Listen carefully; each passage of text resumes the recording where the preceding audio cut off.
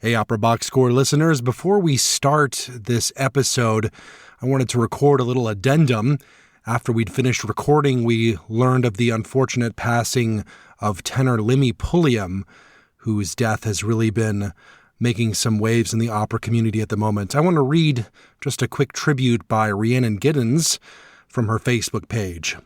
Rhiannon says, "My heart breaks. My friend, Oberlin classmate, and colleague Lemmy Pulliam, who was part of the creation process of my and Michael Abel's opera Omar, has transitioned. The world has lost a great voice and an even greater spirit. Rest in peace, friend. We didn't deserve you." Just wanted to put in that tribute before we get started. Our hearts go out to Lemmy's friends and family. You're listening to Opera Box Score. Let's get ready to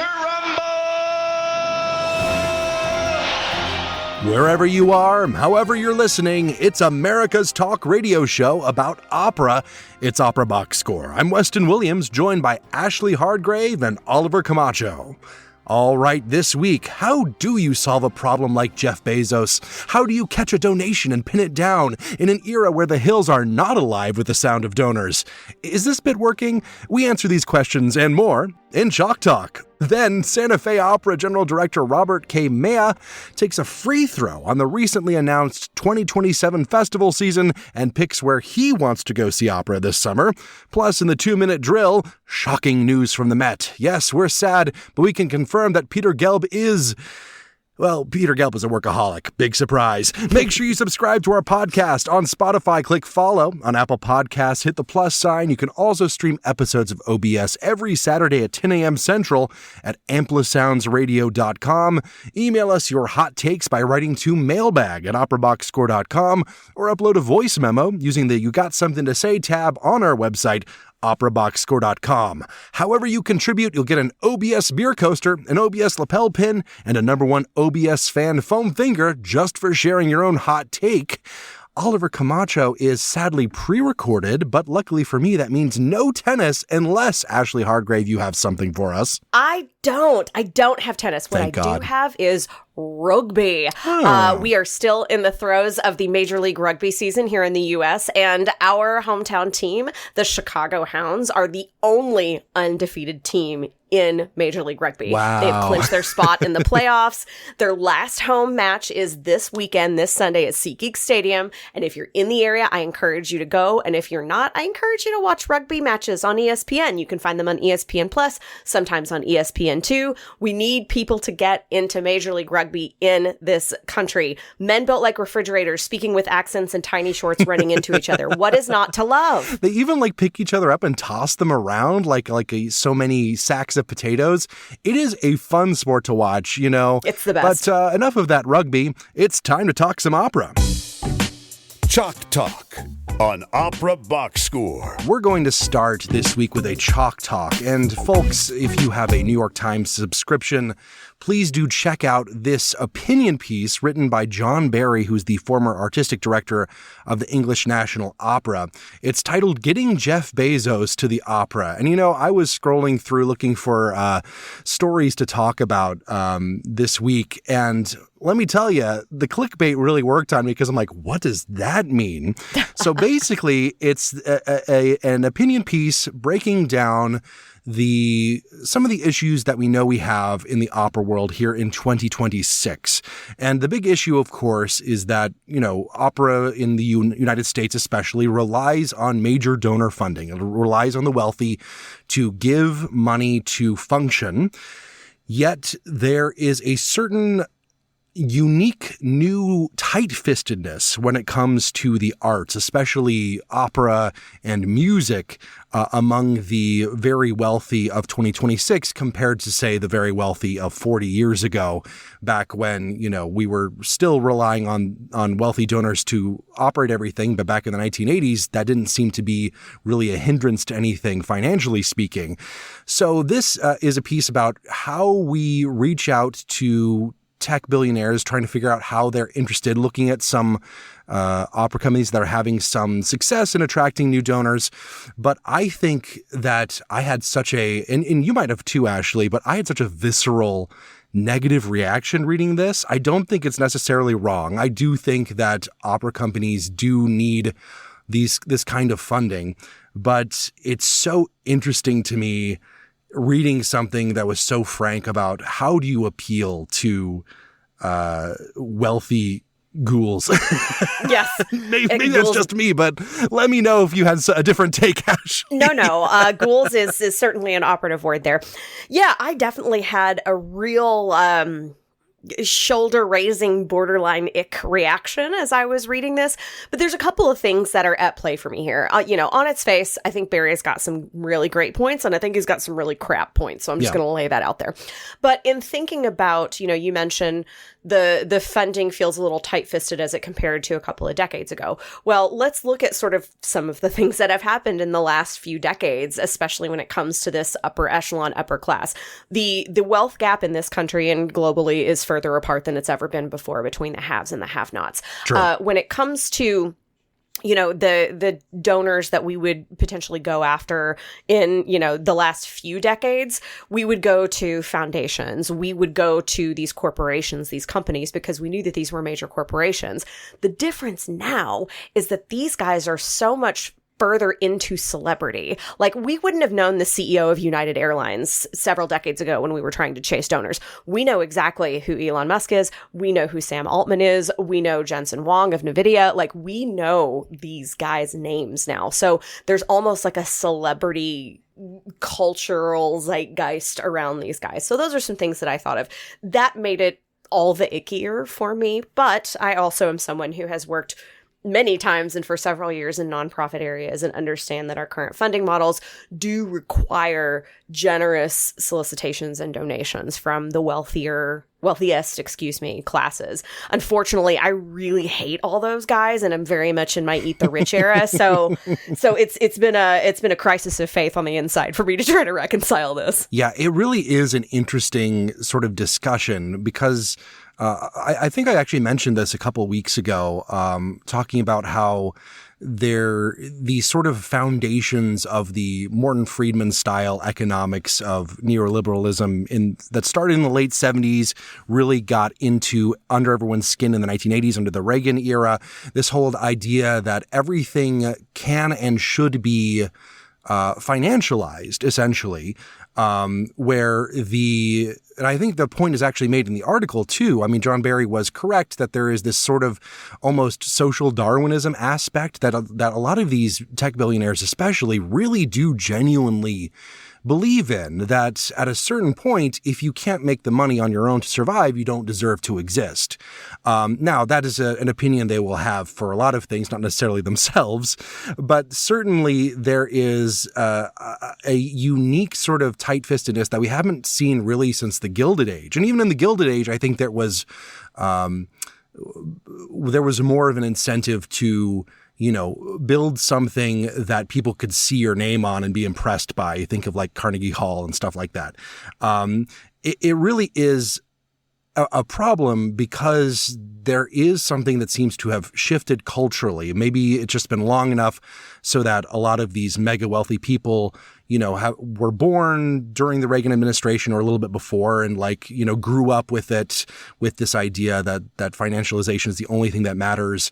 There's nothing really to get from. And John Barry also makes the point that there is investment in the visual arts, but it's not really investment. It's buying expensive paintings and their tax breaks, right? It's transactional. Yeah, exactly. And he gets to keep something and keep it away from people. It is hard to convince someone whose whole idea of wealth is hanging on to something that pouring a bunch of money into something that other people will see and enjoy on your dime is a harder thing to do when you don't have that philanthropic expectation from a very young age.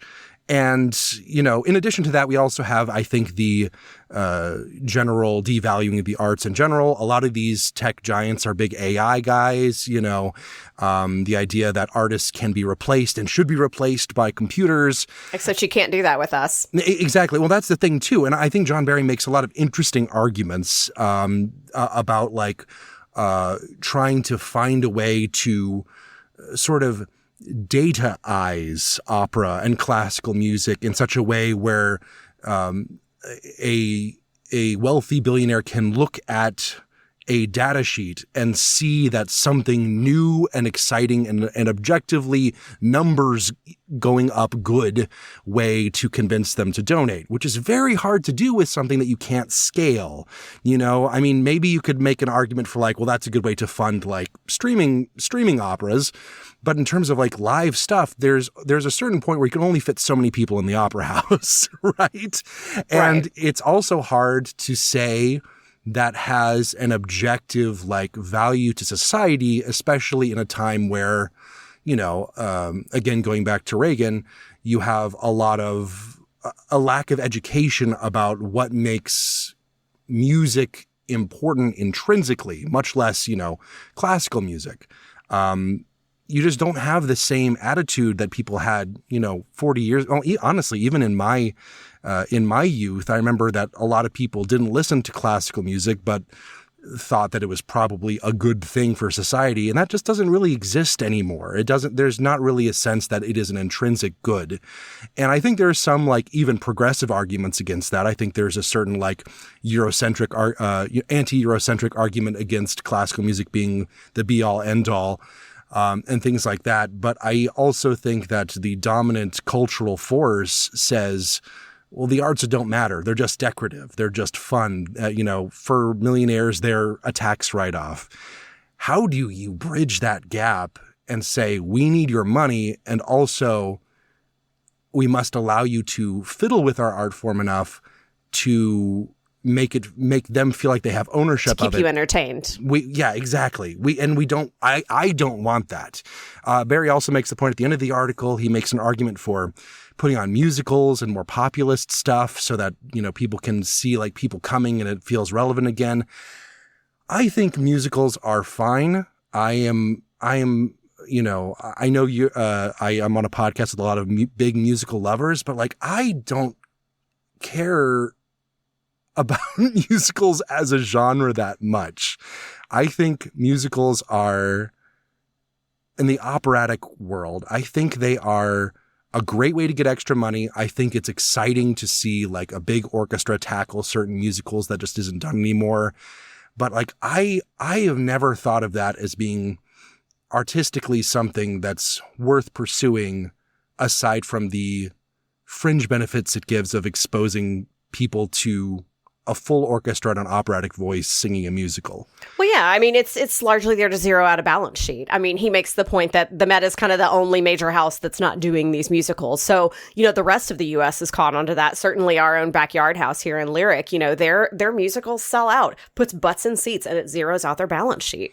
Which is something. And like, honestly, I would prefer that, you know, to, you know, pleading with Jeff Bezos for crumbs. But like, it's interesting to see that in the context of maybe that's a way to get billionaires involved because they can feel more creatively in touch with the society. And that really, like, you know, it was wild hearing it from someone who used to be the artistic director of the ENO. You know, I would be fascinated to get John Barry. I would be fascinated to get him on the podcast to even just talk about this. Maybe in a somewhat confrontational way even, but I would love to be like, it was such an interesting way of thinking that is so, I don't know, maybe it just rubbed me the wrong way in the moment, but you know. No, I mean, I think I had some sort of aligning emotions with some of your reactions and responses. But again, like I said, some of his points were kind of crap. You know, he said something about, you know, playing to tech billionaires. What he means is playing to their egos. And I get that. And one of the things that he had suggested is maybe, you know, giving some of these wealthier people like seats on the board. Well, the people on the board are already wealthy. So are we going to, rob Peter to pay Paul? Who knows? I don't know if that's the way to do it. What I do think is important in this conversation, and I don't know if houses are doing this or not, is actually getting into the why, because there are some examples of some of these sort of tech giants making donations. You know, again, back to NVIDIA's Jensen Huang, he he and his wife pledged, I think it was $5 million to San Francisco Opera. Now, again, sheer geography makes a lot of sense. They're Right. Silicon Valley people, and this is in San Francisco. But has anybody actually gotten into the why of, or what motivated him to give this money to the institution that is San Francisco Opera, besides the fact that they're awesome? Was he moved by something? Is it a tax shelter?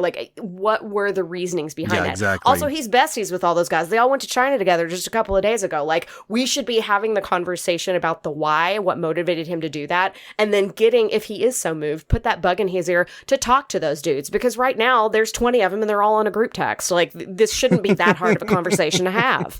It's so true. Yeah, one of the things I did think about, and you touched on this a little bit, is that, there are, the people that we often are speaking about are these tech giants. Bezos is kind of in and out of that category for me. I'm thinking more along the lines of the Jensen Huangs and then the Sam Altmans of whichever AI company he's a part of. And I think one of the things that might turn him off from an art form like this one is the inability to truly copy it in a digital form and a digital experience. You can't fake this. We can use amplification of sound. We can put in, incredible visuals and digital display. But heavens, yes, we can do all sorts of amazing things with technology. But when it comes to the actual creation of the sound that needs to make something truly an opera, you can't replicate it without humans. And I think for somebody like a Sam Altman, that may be a turnoff with him. So what we'd have to do are find the things that a Sam Altman could make larger and better with the technology that he either owns or at least is subsidizing. So I think there are ways to do it. I don't know if I agree with all of the ways that Barry suggests. I am still officially grossed out by the amount of groveling that we're going to have to do to these sorts of people just on principle, especially because, the art form itself, part of, its history and its tenets, it is decidedly not propaganda. It bends stereotypes. It has a history of speaking truths to power. And power is now synonymous with the wealth of these dudes. And power does not like being clocked. So in some ways, we are already kind of a little bit set up for non-success in this regard. Yeah. My current sort of where I'm coming down on this at the moment is we need to decide who we're going to be in terms of art form, but also on a house by house basis. Because what works in Omaha is not going to work in New York City. What works in San Francisco is not going to work in, Tampa.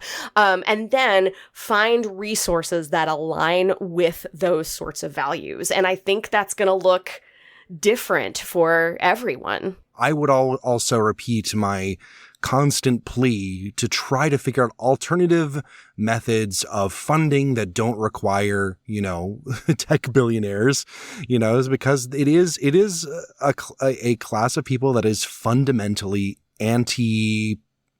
if not anti-art, anti-populist art, anti-human art. Yeah.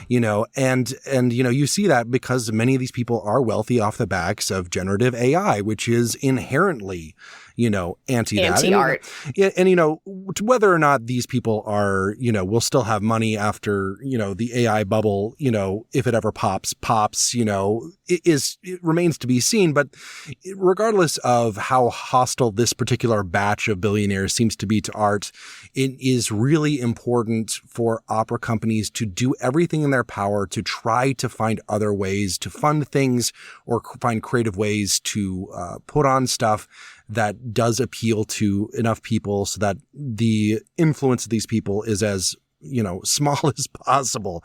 And, if that comes down to, certain forcible wealth distribution after the revolution, I'm down for that. But, maybe that's a spicy take for my opera podcast. But there's definitely an example of this once again in our own backyard when it comes to bringing these sorts of events together. There are two folds of revenue generation on this one. I'm going to go back to the Lyric Opera of Chicago. I'm going to go back to to Billy Corrigan being hosted there. So those tickets went like hotcakes. The StubHub resells were out of control. So there was a lot of revenue generation that was happening there. And then also merch.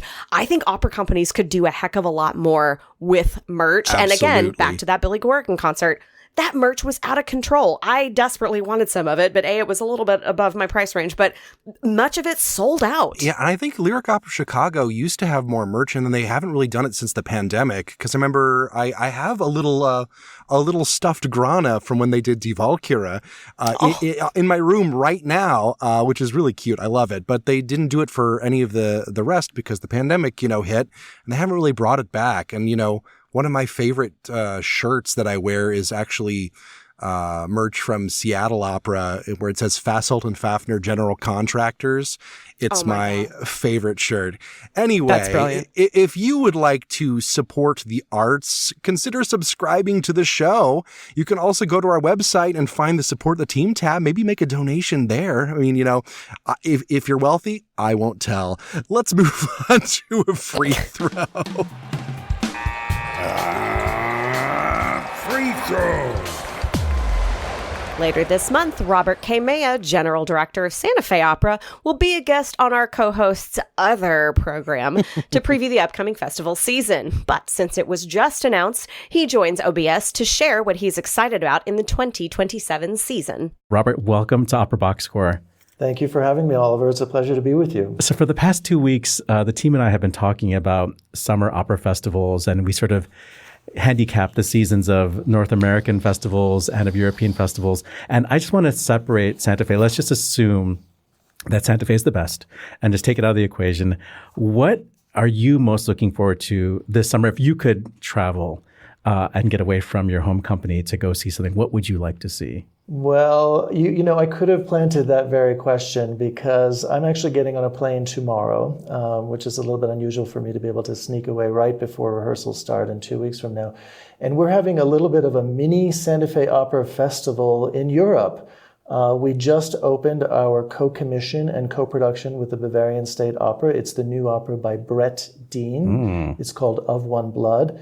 It's based on the letters, the correspondence, and speeches and prayers between Queen Elizabeth I and Mary, Queen of Scots. So the final performance in the May run is actually this Friday. I'll be in Munich for that. And again, that production comes to the Santa Fe Opera in the 2027 season. That will be our American premiere. And then the very week following, on Wednesday and Thursday, there's a wonderful opera festival just about an hour west outside of London called Garsington. It may be familiar to some of your listeners. And we do a co-production with Garsington almost every year. Yeah, the Rosenkavalier was Garsington, wasn't it? Yes, indeed. My favorite. So their season opens next week with back-to-back co-productions with the Santa Fe Opera. Opening on Wednesday with La Traviata, directed by Louisa Muller. And the very next night, a co-production of Rosenkavalier, directed by Bruno Ravella. So, if you will, 3 Santa Fe Opera co-productions, all taking place over the course of the next week. So, I'm going to be heading over to Europe. You didn't answer the question. Being a part of that. That's where I want to be. Like a politician, you just sort of slid around to keep it about Santa Fe. No, I love that Rosenkavalier so much. I thought Ying Feng was just exquisite as Sophie, and Rachel Willis Sorensen.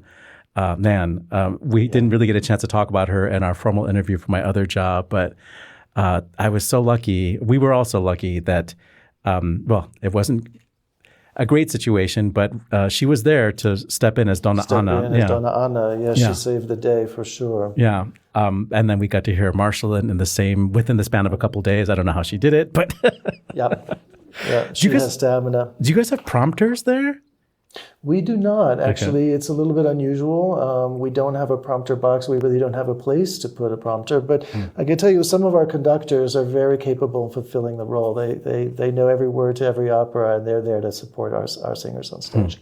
Well, I want to get back to the Brett Dean show, but before I leave this topic about what else is there to see, while you're in Germany, will you get a chance to see Ciao Bella? No. Bartoli? No. Okay. So I guess Bartoli is doing some show, right, like a retrospective of her own career staged with dancers and stuff like that. I just saw a preview. I think it's in Salzburg in the Easter Festival or whatever, Salzburg Witzen took place last week. Yes. Yeah. Well, going back to your original question, if there was one place I could sneak away in the middle of the summer, it would be to go to Salzburg. Okay. Very good. A place that I spent many summers as a young person and as a student. Yeah, I mean, I have not had a chance to experience summer opera in Europe. I mean, I really want to get to Glyndebourne at some point in my life, and Aix and Salzburg. Have you been to those three venues? Well, I didn't sneak in that I'm actually going to Glyngborn on Sunday in between the Munich and Garzington performances, and I'll be hearing one of our former apprentices, Caitlin Godimer, in her role debut as Tosca. Oh, wow. Okay. So I just have a few minutes left with you, and you announced not very long ago, I think it was last week, you announced the 2027 season. I'm crazy about Così fan tutte. The audience knows that it is my all-time favorite opera, so I'm very happy to see that. Is Angela Mead making a role debut as Turandot, or is this just a... No, okay. Angela did it. In fact, she just sang it in Atlanta last week for 3 or 4 performances. She's sung it at the Met. She's a very established Turandot. We're thrilled and delighted to have her. Actually, it will be a Santa Fe opera debut for her. That makes sense. Last time you did Barbara Seville was my introduction to Jack Swanson, and I remember collaborating with your PR team as to who should I interview to represent some of the shows that year. And I didn't know who Jack Swanson was. Like, who's that guy? Skip, And now I'm like, oh my God, I had a chance to interview Jack Swanson back then. Exactly. Well, that happens all the time. People, they'll look at our cast list and they'll sort of scratch their head. They know that they're in for a treat, but they may not recognize all the names. And I'll tell you, by the end of the summer season, everyone will know those names. And that is really what we pride ourselves on so much, is to give those opportunities, those role debuts, those opportunities to our former apprentices. Of course, Jack was one. And we're equally excited in the 27 season for Jonah Hoskins, former apprentice singer. Who sang Marino a couple of years ago. Yes, exactly. And he'll be performing Alma Viva in 27. So you're in for another treat. You'll have to come back. And I'm crazy about Suddenly Pierce. She's divine. One of the most glamorous singers I've ever met. She's on stage. She has so much charisma. It's just like she's a movie. She stole the show. Yeah. Did you see Cavalier and Clay at the Met? She's a movie star. It's like she stole the show. She could be she was the standard in Hollywood. Yeah. And then, well, we're thrilled to have Suddenly Pierce, of course, this summer, Suzuki, and in the 27th season. As Rosina, As Rosina, exactly. And Kevin Burdett. It's worth it to see Barbara Seville just to see Kevin do his thing. The one and only Kevin Burdett. I mean, you cannot replace his performance in the 21 season. It was, or 22 rather. It was absolutely. Brought the house down. So Così cast is Manet Galoyan and Samantha Hankey. Samantha destroyed me as Melisande. I'm still like wounded from that performance with Justin Austin and Giovanni Sala. I've never heard of Giovanni Sala. Can you tell me something about him? Giovanni Sala is making quite a name for himself in Europe. This will certainly be his Santa Fe opera debut. I'm not sure if it's his U.S. debut. But we have very, very high hopes. I think it'll be an absolutely phenomenal cast. I couldn't agree with you more. Mane Galoyan, who was our Violetta and Traviata 2 seasons ago, and Sam Hankey, our Melisande. I mean, we couldn't ask for a better cast of Così. It's going to be a great production, too. Amy Lane, this will be her debut directing for us. I think it's her American directorial debut as well. She was just named the head of opera for Opera Australia in Sydney. So she's quickly becoming a well-known figure as a director, as a stage director internationally. And she's come up with a very, very clever concept for this production, which I won't give away just today. Yeah. Well, I mean, just about Manet, I think of her as a singing actress, and I think of Fiordiligi as one of the most technically demanding roles that exists in opera. So I'm very excited to see, what part of Manet we're going to see. If we're going to see all of those things, I'm sure we will. She'll have you she'll have you right in the palm of her hand, right there. Katya Kabanova, I've never seen this opera, and I made a resolution last year that I'm going to learn more about Janacek operas. So you have convinced Eileen Perez to brush up on her Czech. On her Czech, yes. In fact, and we've just engaged a very, very good Czech diction coach and assistant conductor who will be here for that. She actually did a phenomenal job, Eileen Perez, with the Czech language when she did Rusalka for us a couple of seasons ago, which is a very, very demanding role. Czech is not an easy language to sing in. the roots of the Czech language are very similar to Polish and Russian, but it is actually harder to sing than both of the other languages. So Eileen has her work cut out for us, cut out for her, but it's going to be a fabulous production. David Pountney will be doing it, and David really is one of the world's leading experts in directing Czech repertory. He cut his teeth early days at the directing all of the Czech operas, Katia Kabanova, Jenova, decades ago, and really prides himself. He speaks Czech, he understands the language, and he really understands the spirit, the ethos of these works, I think, unlike any other stage director in the world today. Well, the cast includes Ryan Capozzo, who was a lyric opera, Ryan Opera Center artist, and he's making his Santa Fe debut, and I'm really excited for people to hear him sing because it's a beautiful voice. He's so young and so handsome, and he clearly has like this extra edge in her voice that's just like thrilling. That somebody of his youthful appearance can make noises like that. So bravo for bringing him in. There's a lot to look forward to in this cast. Particularly, I'm very, very excited for John Findon, a young British tenor who's making his U.S. debut this season. And there's such a wonderful story about John. I was at ENO, speaking of ENO again, about 2 years ago for a performance of Peter Grimes, and he was the cover and went on that night for one performance only. I happened to be seated next to his father, and the only reason I knew that it was his father was because halfway through the performance, the man just started tearing and crying, and he was just so emotional. I asked him if he was okay, and he said, "That's my son, and he's making his ENO debut tonight."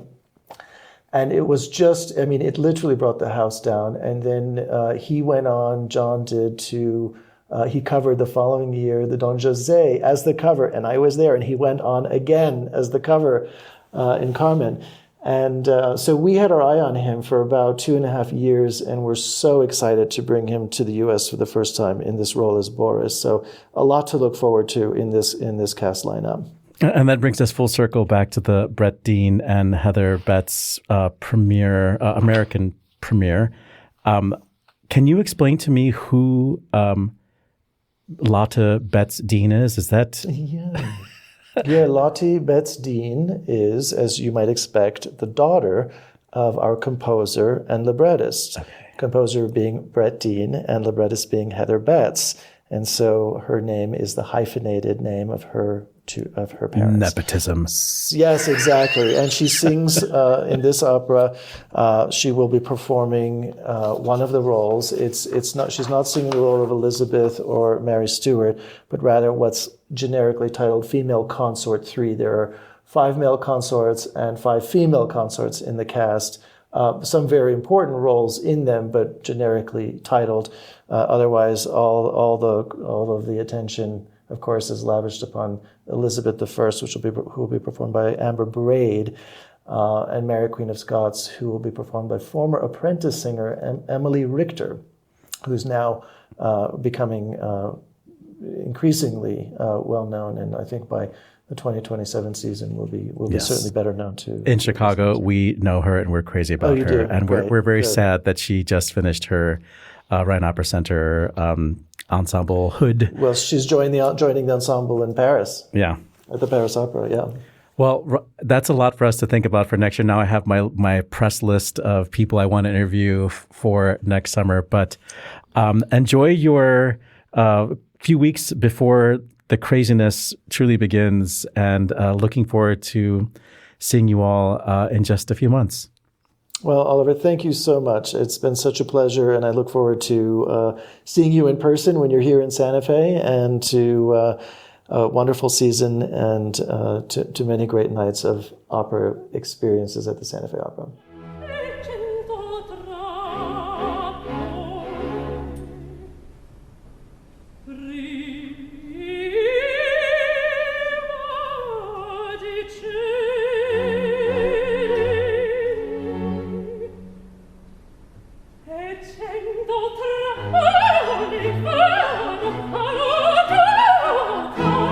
Friend of the show, Sunlee Pierce, and her performance in the finals of the 2024 Operalia competition. Sunlee stars as Rosina in Santa Fe Opera's 2027 production of The Barber's Ville and can be heard this summer as Suzuki in Madame Butterfly, the opera that kicks off the festival beginning July 3rd. Our thanks to the PR team at Santa Fe Opera, Oliver's home away from home, for coordinating the free throw with Robert K. Meya. If you enjoy hearing about Oliver's escapades in Santa Fe, help us spread the word about Opera Box Score. Give us a rating on Apple Podcasts or Spotify. Why not write us a good review while you're at it? And tell a friend. The more people are listening, the more we can enjoy the spoils of the Santa Fe Opera marketing team. Let's go to the 2-minute drill. This just in.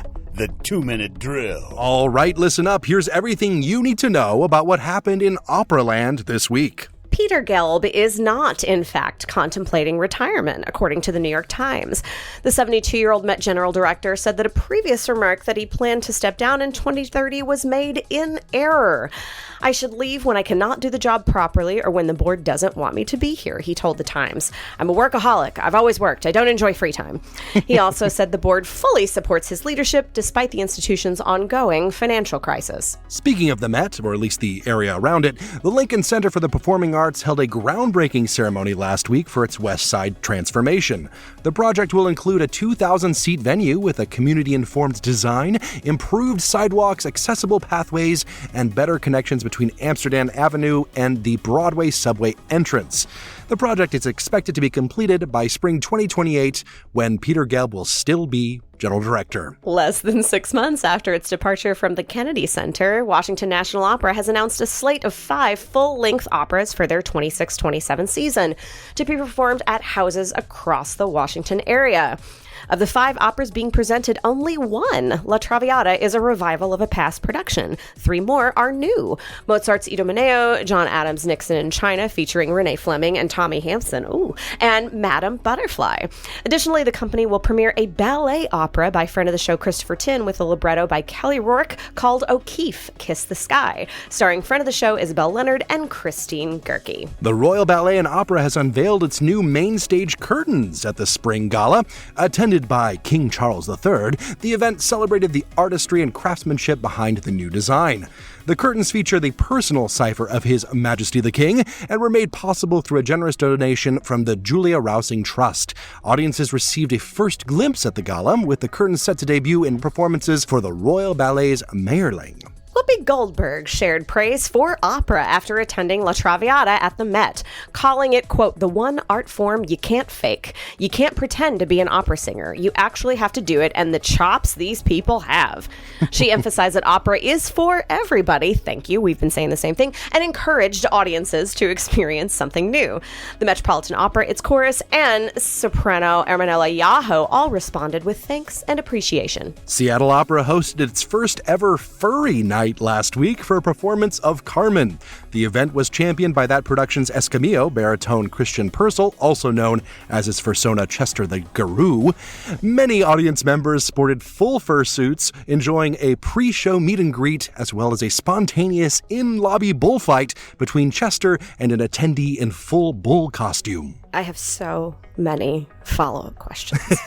In major awards news, last week, Music Before 1800 celebrated legendary soprano and musicologist Julianne Baird as the honoree of their 51st anniversary gala. A pioneering force in the early music world, Baird's extraordinary artistry, scholarship, and mentorship have inspired generations of musicians and audiences alike. Oliver wanted us to include this story specifically, as he credits almost everything he knows about Baroque music to her. Ooh, some backstory. In other awards, Panipati has received the Knight of the Arts from the French government. Blackwater Valley Opera Festival awarded Irish tenor Cathal McCabe the Brid Phelan Emerging Talent Award. And Sir Simon Rattle has been awarded the Bavarian Maximilian Order for Science and Art. The 2026 Eurovision Grand Final took place this weekend and featured a strong operatic influence for the second consecutive year. While the final was held at the Vienna Stadthalle, fans also gathered at Vienna Volksoper to watch the broadcast. The stage design drew inspiration from Grand Viennese opera. Stage designer Florian Wieder explained to reporters, "We have a kind of opera, very theatrical approach this year to make it feel unique and different from other Eurovisions, which are mostly just gigantic neon displays." Operatic elements were also woven into several performances, including a brief operatic run in the chorus of Romania's rock anthem Choke Me, and an epic melismatic bridge in France's Regarde. In trade news, a certain A-level house in Texas has announced a certain new CEO and general director. And that's all we'll have to say about that. On the disabled list, General Director of Gran Teatro de Liceu, Valentí Oviedo, has temporarily stepped down for medical reasons related to stress. The House reported that Oviedo is expected to return in early June. This temporary absence comes amid several leadership changes at the company, with Jonathan Knott appointed as the new musical director and Salvador Alemany, the president of the Board of Trustees, stepping down after summer. Exit stage right. Just days after we talked about her terminal cancer diagnosis on last week's show, we received the news that Felicity Lott died on May 17th, age 79.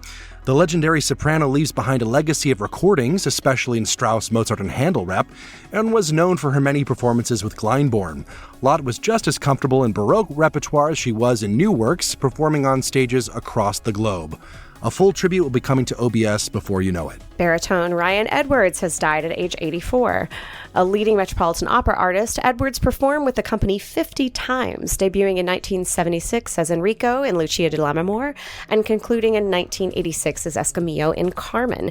Edwards also sang internationally, was renowned for Verdi roles, and performed with major orchestras including New York Phil and Chicago Symphony.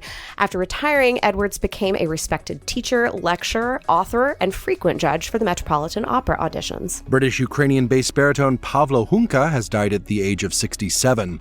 Hunka first practiced law in the UK before transitioning to a singing career. He premiered with Basel Opera Company and appeared at leading theaters in Paris, Vienna, Munich, Florence, Amsterdam, London, and Salzburg. Hunka also founded Toronto's Ukrainian Art Song Project, an initiative dedicated to introducing global audiences to more than 1,000 art songs by Ukrainian composers. And on this day, May 21st, some premieres for you starting way back in the year 1669. First performance of Antonio Draghi's Achille in Shiro in Vienna. 1735 brought us the premiere of Duni's Nerone in Rome. 1739 was the first performance of Jean-Philippe Rameau's opera ballet Le Fête d'Ebe in Paris. 1759 was Arne's premiere of The Heiress or the Antigallican. Okay, say that 3 times in London. 1892 brought us the premiere of Leoncavallo's opera Il Pagliacci. Arturo Toscanini conducted it in Milan. 1920 brought us the first performance of Leo Fall's Der Goldene Vogel in Dresden. 1925 was the premiere of Ferruccio Busoni's opera Dr. Faust, also in Dresden. And 1987 brought us the first performance of Harrison Birtwistle's opera The Mask of Orpheus. Some birthdays as well. In 1740, it was the birth of Italian castrato Gasparo Pacchierotti in Ancona. In 1841, Welsh composer Joseph Parry was born. He was actually the first person to compose an opera in Welsh. 1926 saw the birth of English bass Forbes Robinson. He created roles in operas by William Walton and Michael Tippett. In 1928, it was the birth of German bass Carl Christian Kohn. And a very happy birthday to Swiss oboist and composer Heinz Holliger, who was born on this day in 1939. And happy birthday as well to English soprano Rosalind Plowright, born on this day in 1949. And a happy birthday to American soprano Maeve Hoogland, born on this day, May 21st, in a year that is not publicly available. And that's your 2-minute drill.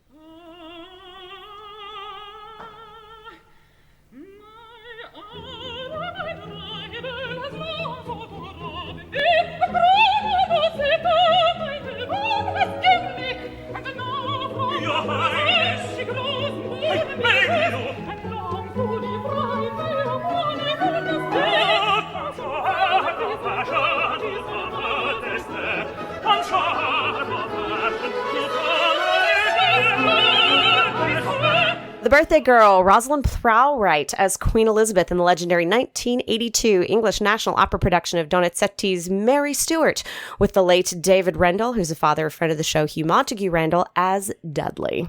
So obviously the big bummer news this week is Felicity Lott. And, literally 1 week ago to the day, Oliver and I were talking about her legacy and, the diagnosis.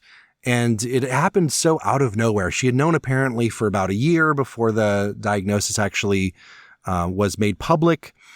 She told BBC Radio 4 all about it. And here we are a week later, and she is already gone. Really rough. And I don't really know how to, make another tribute to her so briefly without doing a whole segment on it, without repeating what we were saying last week. But it's true. I mean, she was just such a light in the opera world. I remember listening to all sorts of recordings from her. She, in my mind, she's such the quintessential English soprano. Like she sounds so English. She's like in the same way that Dawn Upshaw is an American soprano, Felicity Lott is an English soprano in my mind. But her repertoire was really so diverse and so sparkling. And it's just so rough to hear that news last week and this week hear the news again. I don't really know what to say. Yeah, no, it is certainly sad. And the outpourings of tributes, we're just at the tip of the iceberg. They're all going to be coming. Of course, we're going to be doing a Hall of Fame on her sometime here shortly. But the word that always came to mind for me with Felicity Lott's voice was clarity. Yeah. There was a clarity to her tone and her sound. There are some singers that we love their big, big fat Brunhilde muddiness. Lott was the absolute antithesis of that. Yeah. And both are beautiful and wonderful. And that was something that I just really appreciate about her. I know I wasn't around to sort of pre-mourn with you last week, but this is a big loss for us, and cancer sucks. And I'm very sorry to hear it. Yeah, there'll be plenty of mourning to go around in the coming days and weeks. One thing we're not mourning is Peter Gelb's career. Evidently, another rough transition from Weston. I'm doing my best. No, you nailed it, bud. So this is in another, I believe it's the New York Times article, and it has the title, it's something like, does this man have the hardest job in the world? And now I don't want to undersell Peter Gelb. I mean, I'm sure there are technically more demanding jobs out there, but certainly this is a stressful one. But one thing I've been seeing over the past several weeks as, the Saudi deal came up and then was dropped, and then his retirement was voiced, and now that the retirement has now been dropped. Well, first of all, I don't believe that it was an error that he was planning to retire 2030. I think someone's mind was changed behind the scenes. Maybe that means the Saudi deal is back on. I don't know. But I think that, I'm seeing more and more online people saying, Peter Gelb should probably just step to the side. This is a very large financial crisis. He's getting paid quite a lot of money, and he has a history of being kind of reactive as a general director, where he'll see a crisis and he'll react to it, but it is always after it occurs. He doesn't have a lot of foresight, I think, is the big criticism I have of his whole tenure, with the perhaps one exception of the live in HD broadcasts, which I think were a fantastic idea. Although I think Anne Majette pointed out in an opinion piece maybe a week or two ago that he couldn't have predicted that the market for movie theaters would kind of fall through the floor around the same time that the Live in HD started. But I really liked that piece of innovation, and everything else has been kind of an okay to, I don't know about that decision, or kind of feels like too little too late. And I think we're at a place in this country, and it might not be completely Peter Gelb's fault, where, you look at a lot of leadership, you look at Congress, you look at the House of Representatives, you look at the average ages of the people in charge. And speaking as, a younger millennial, I once again voice the concern of my generation and say, why can't some of these people just retire and let someone else have a swing at it? I take that point. I absolutely take that point. But I also sort of look at it from sort of the other side, the donors, the waning donor base that they have. When we're looking at these major organizations, any company, any organization, but specifically something like this, a change in leadership can be exciting if it's been genuine and thought through. But a change in leadership often leads to uncertainty, insecurity, instability, panic, 100%. And the Met is currently not in a position where it can afford to have much more of those thumbs on the scale. So I think mayhaps when the Saudi deal was announced as falling through, which I think it fell through long before the announcement came out. Oh, for sure. I think one of the higher ups in the darkness that we don't know that much about went to the board, Gelb, or both and said, now is not the time. We need to get around this and sort of show that there is, however questionable the captain may be, there's a captain to the ship. And so that's kind of my guess. I take your point on we need some new leadership. By heavens, yes, we do. But right now, if we were to see him really kind of have an exit without a true plan in place for a successor, I think that would freak out the donors that they currently have, of which they are losing several. So that's my, pure speculation and theory, but that's my logic behind why this came out the way that it did. I completely agree. I think that there is again, I think in some ways the way I accuse Peter Gelb of being very reactive to problems, I think the knee-jerk reaction to be like, well, let's just get rid of Peter Gelb also kind of feels like that same impulse.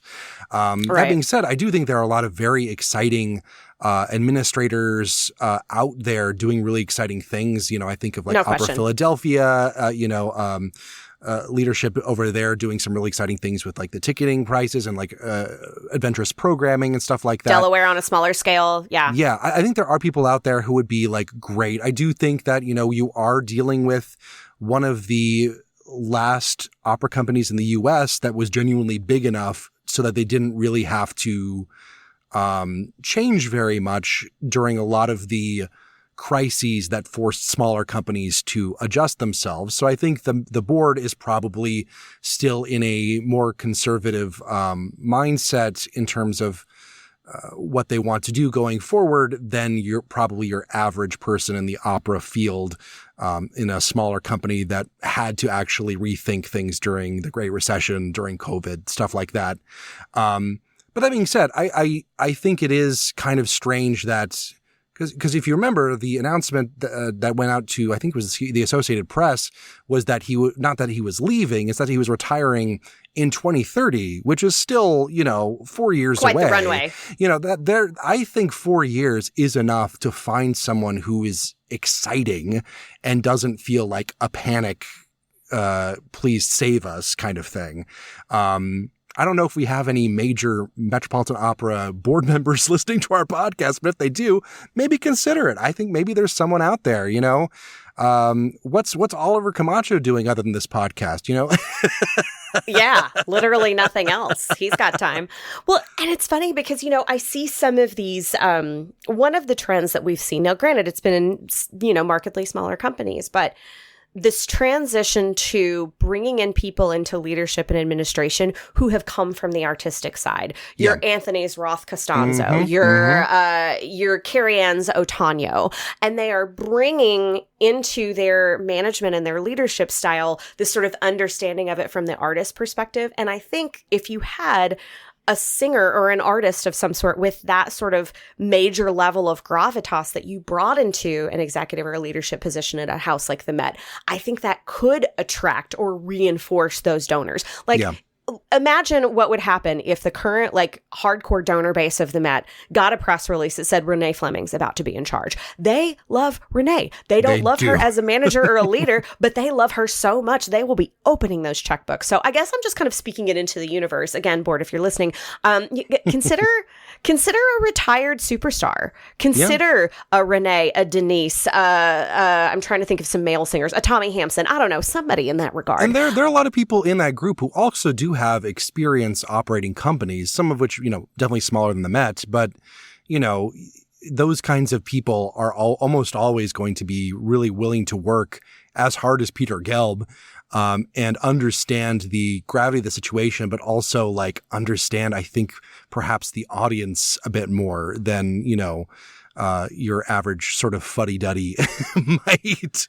Not that I'm accusing anyone particularly of being a fuddy-duddy, but still. Heavens no, we will see. But one place that has had all sorts of major shakeups in the last 6 months, Washington National coming out with a humdinger of a season. Yeah, I'm excited for the season, and I'm more excited that they still exist, given everything we love that. happening. I love that they're doing multiple locations across the city as well. I think if the Kennedy Center is going to be a bastion for, the incompetent fascist hellscape that we live in, I think at the very least, WNO should go back to the city to which it belongs. And I think that jumping around, finding different places, still having, those, it does have, the war horses in there, but also a brand new show, new productions. I am so glad that it still feels like the WNO, even without the Kennedy Center hanging around its neck like an albatross. For sure. Yeah. And the one production that really could be a lot of layers of interesting is this new production of Nixon in China with Thomas Hampson and Renee Fleming. First of all, the singing's going to be out of this world, but to have a new production in that city about U.S.-China relations at an era where now U.S.-China relations are in a very different place, I might go to DC for that show. Like, that's something that I would very, very much like to see. Yeah, certainly I can think of one person that put his name on a Kennedy Center who will not be pleased probably by that production.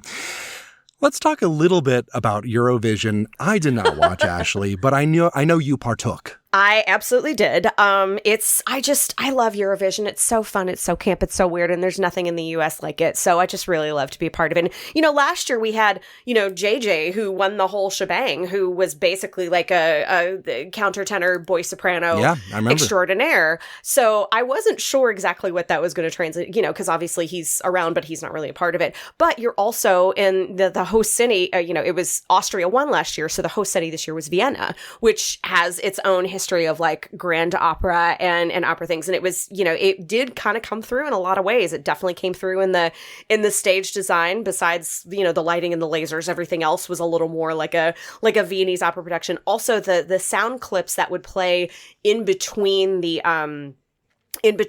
acts as they were sort of using the placard that said, Bulgaria, song name, artist. It was an orchestra tuning up and like a little excerpt of like a flute riff from Figaro, for example. So there were just these little things that were sort of more operatic. And then, opera did end up in some of the pieces. Now, there were some things that were absolutely insane. Bulgaria's win out of nowhere, the first for it in its history, was fantastic. But two of the songs that really did have like actual operatic moments. There was a very bizarre rock song that was in English called Choke Me. Do with that what you will. But like in the chorus, after she's like, choke me, all of a sudden she starts doing like an ariatic vocalese that was like, ba, ba, ba. It was very weird. But it was absolutely bizarre. And then you get to France. France's piece was called Regarde, and it was the singer, I forget her name. She's like 17 years old, from Utah,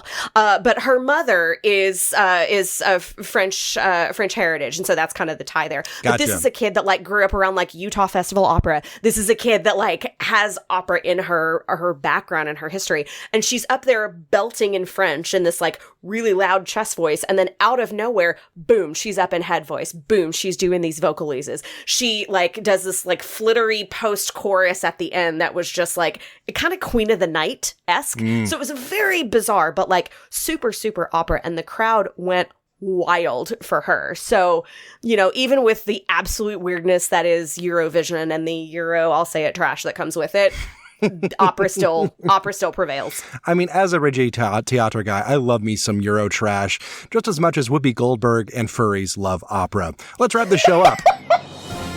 Good call. Bad call on Opera Box Score. Good call, bad call. That's how we end the show. Let's start with you, Ashley. It's not really really a good or a bad call. It's more encouragement and advice.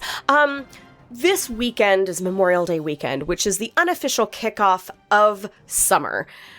Folks, the world is on fire. I don't have to remind you who's president. I think we need to make this the best summer ever for all of our sakes. So make it the summer of yes. Do things, invite people out, make connections, be there with humans, go to concerts, go to live performances, because right now we all need it. And so if you were thinking, oh, maybe I should book the thing or call the person to make the plans, this is your unsolicited encouragement. Do it. Make the plans. I have a good call, I guess. I mean, it's a bad call because, it's we reported back, I think in March, about Raynell Krauss, the soprano who was known for her Queen of the Night, her sudden passing a few months ago. There is a long overdue but very good tribute in the New York Times to her. We'll leave a link to that in the show notes, but it really delves into, her legacy, her connection with other singers, and, the loss of a really young, really great singer in the opera world. And it's well worth reading, even though it has come out objectively, I think, months late. That is it for this week's edition of America's Talk radio show about opera. Make sure you subscribe to the show wherever you get your podcasts, get your voice heard, and find links to stuff we've talked about at our website, operaboxscore.com. That's also where you can put your money where our mouths are. Give back to the OBS using the Support the Team tab. Your announcer is Norm Waddell, your creative consultant is Oliver Camacho, and your audio editor is me. The executive producer of the OBS is George Cedarquist. For co-host Ashley Hardgrave, with guest Robert K. Meya, I'm Weston Williams, asking you to continue the conversation about opera as you place bets on when Peter Gelb might actually retire. We're back with an all-new show next week, plus you get more opera headlines, more hot takes, and more fursuits. Join us.